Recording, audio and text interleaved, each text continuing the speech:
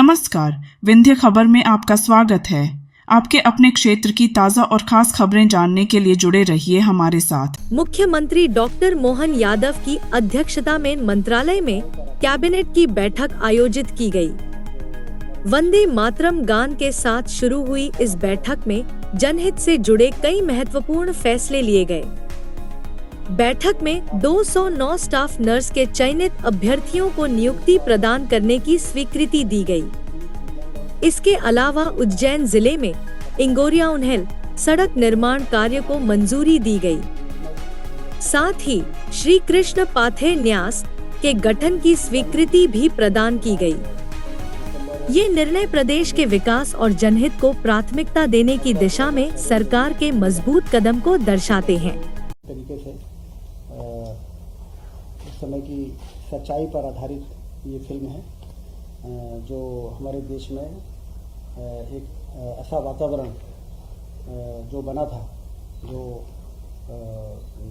जिसको साफ करने में महत्वपूर्ण भूमिका निभाएगा। निवेश को आकर्षित करने के लिए मुख्यमंत्री जी इंग्लैंड और जर्मनी की यात्रा करने जा रहे हैं। इसके पहले आप सबको मालूम है कि रीजनल इंडस्ट्री कॉन्क्लेव हुई, अंतिम अभी रीवा में हुई और उसके बाद दिसंबर और जनवरी में नवदापुरम और शहडोल में भी होने जा रही है। उसके पहले ये विदेश यात्रा काफ़ी लाभदायक साबित होगी और जिस तरीके से 2,75,000 करोड़ के इंटेंशन टू इन्वेस्ट प्राप्त हुए पिछले रीजनल इंडस्ट्री कॉन्क्लेव में और जिसमें लगभग 3,28,000 रोजगार सृजन होने की संभावना है, तो एक रीजन लेवल पे इस प्रकार के इंडस्ट्री कॉन्क्लेव करने का बहुत ही अच्छा असर दिखाई दे रहा है, क्योंकि मध्य प्रदेश में पर्याप्त संभावनाएं रीजन लेवल पर है और जब वहाँ पर इस प्रकार के कॉन्क्लेव हुए तो उसके अच्छे परिणाम सामने आए हैं। ये जो विदेश यात्रा है ये भी मध्य प्रदेश में औद्योगिक क्रांति लाने की दिशा में महत्वपूर्ण भूमिका होगी, ऐसा हम सारे लोग भरोसा कर रहे हैं। 24 से 29 नवंबर की ये यात्रा मुख्यमंत्री जी की रहेगी। मोहासा जो बाबई औद्योगिक क्षेत्र उसमें विद्युत और नवकरणीय ऊर्जा के यंत्रों को बनाने के लिए जो जमीन आवंटित की गई थी उसमें फिर से लोगों का निवेश करने का और भी लोग सामने आ रहे हैं। इसलिए उसके विस्तार के लिए, औद्योगिक क्षेत्र के विस्तार के लिए भी 441 एकड़ भूमि और उद्योग विभाग को आरक्षित की गई है। सर, पिछले बार भी दी गई थी 441 एकड़ भूमि मोहासा औद्योगिक क्षेत्र में विद्युत नवकरणीय ऊर्जा यंत्र बनाने के लिए उद्योग के लिए आरक्षित की गई थी। राज्य सरकार के इस निर्णय के क्रम में 26 उद्योगों के ऑनलाइन इन्वेस्ट करने के जो प्रस्ताव प्राप्त हुए, जिसमें 25,000 करोड़ के निवेश की संभावना है। अत्यधिक उत्साहवर्धक रिस्पांस के दृष्टिगत अधिक भूमि उक्त प्रयोजन के लिए प्रदान करने हेतु अतिरिक्त भूमि आरक्षित किए जाने का प्रस्ताव 3 दिसंबर की मंत्रिमंडल की बैठक में स्वीकृत करने का प्रस्ताव किया जाएगा। तो उसमें एक्चुअल में कितनी और जमीन आरक्षित होगी वो फिगर सामने आएगा।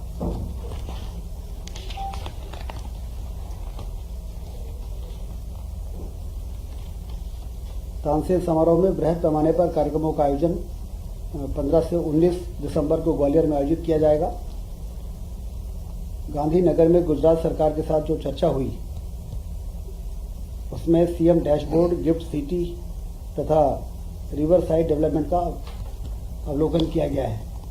गुजरात की बेस्ट प्रैक्टिसेस को मध्य प्रदेश अपनाएगा।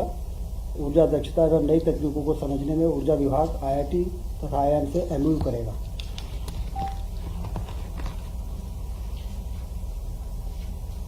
सरकार का 1 वर्ष में सभी मंत्रियों से अपेक्षा की गई है कि अपने विभाग के प्रमुख कार्य, उपलब्धियां एवं विशेष प्रयास जो किए गए हैं उसको हाईलाइट करें।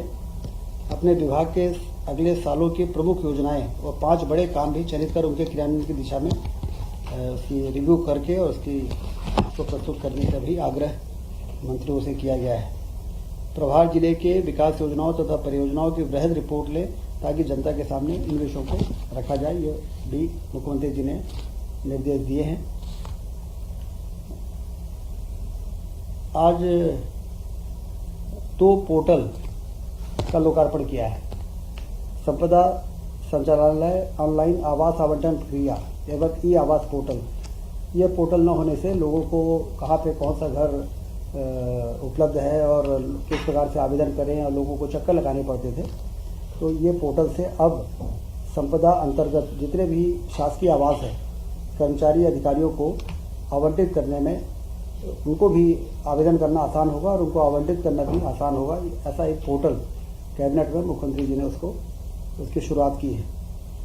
और दूसरा, आंगनबाड़ी कार्यकर्ताओं एवं सहायिकाओं की भर्ती का भी ऑनलाइन पोर्टल, ये देश का पहला नियुक्ति वाला पोर्टल होगा, जिसमें इस पोर्टल के माध्यम से इनकी नियुक्ति की जाएगी। इसके अलावा श्री कृष्ण पाथेय न्यास की स्थापना हुई है। भगवान श्री कृष्ण अपने उनकी जीवन गाथा और वो उनका पद कहाँ कहाँ पड़ा है, उस सब जगहों को नोटिफाई करना और वहाँ पर लोगों को एक वहाँ पर आने जाने के लिए स्थिति निर्मित करना, इसके लिए एक न्यास का गठन किया गया, जिसका नाम दिया गया है श्री कृष्ण पाथेय न्यास। इसमें 28 सदस्य होंगे, 23 शासकीय सदस्य होंगे और 5 अशासकीय सदस्यों को 3 वर्ष के लिए नामांकित किया गया है। और इसमें जब वो पूरा मार्ग नोटिफाई हो जाएगा तो उस क्षेत्र के जो मंत्रिमंडल के सदस्य होंगे वो भी उसके पदेन मेंबर रहेंगे। और इसका जो उद्देश्य है वो उसको प्राप्ति के लिए शोध, रिसर्च होगा, सर्वेक्षण एवं विकास कार्य के लिए आवश्यकता अनुसार विशेषज्ञ समितियों का गठन किया जाएगा।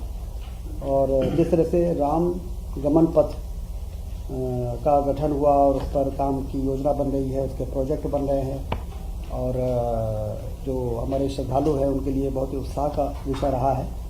कृष्ण पाथेय न्यास भी बनने के बाद हमारी जो सांस्कृतिक धरोहर है और जो हमारी सांस्कृतिक मान्यता है, उसके पुनर्स्थापना में यह जो निर्णय आज हुआ है ये बहुत ही महत्वपूर्ण भूमिका निभाएगा। स्वास्थ्य विभाग में 209 नर्सेस की भर्ती का निर्णय भी हुआ है। व्यापम से इसकी नियुक्ति हो चुकी थी, लेकिन चयन सूची से उनके पोस्टिंग नहीं हो पाई थी, क्योंकि 1 साल के अंदर जो जीएडी का सर्कुलर था उसके अंदर उनकी पदस्थापना हो जानी चाहिए थी। तो कैबिनेट ने उसको छूट दी है, क्योंकि नर्सेस के पद खाली हैं और इसलिए वो 1 वर्ष के बजाय 2 वर्ष होने के बावजूद उसमें जो छूट की जरूरत थी वो आज कैबिनेट ने छूट दी है। अब 209 अभ्यर्थियों को भर्ती करना का मार्ग प्रशस्त हो गया है। उज्जैन जिले में Ingoria Unhel 23.71 kilometre 2 lane with paved shoulder 10 metre चौड़ी सड़क 127.63 करोड़ की जो एमपीआरडीसी के माध्यम से विकसित होना है, उसकी अनुमति भी आज कैबिनेट ने दी। कुल मिला के ये सारे विषय पर आज चर्चा हुई है तो बहुत ही सार्थक बैठक कैबिनेट की चीजें आपने बताई संपन्न हुई। जो मुहासा है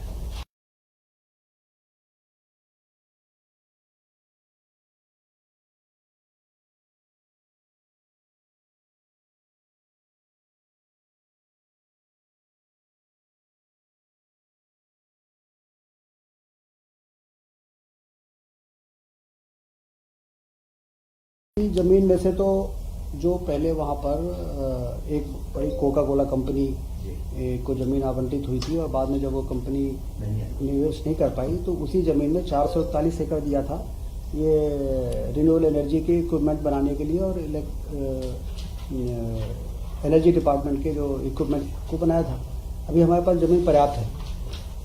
अच्छी बात यह है कि वहाँ पे और लोगों ने रुचि दिखाई है, तो उनके रुचि के हिसाब से अगले कैबिनेट में और कितनी ज़मीन एमपीआरडीसी को दें ताकि उन इच्छुक लोगों को ज़मीन आवंटित किया जा सके। कुल मिला के जैसा आपने कहा कि हमारे पास ज़मीन पर्याप्त है वहाँ पर और आवश्यकता अनुसार हम इंडस्ट्रियल एरिया का विस्तार करते चले तो जाएंगे। ये एड ऑन होगा या उसी जमीन पे जिस पे कोका कोला ने नहीं बनाया उस पे? आप ऐसे ही बने रहिए विंध्य खबर के साथ, जहां हम आपको आपके क्षेत्र की हर जरूरी जानकारी सबसे पहले और सटीक तरीके से पहुंचाते हैं। नमस्कार और देखते रहिए विंध्य खबर।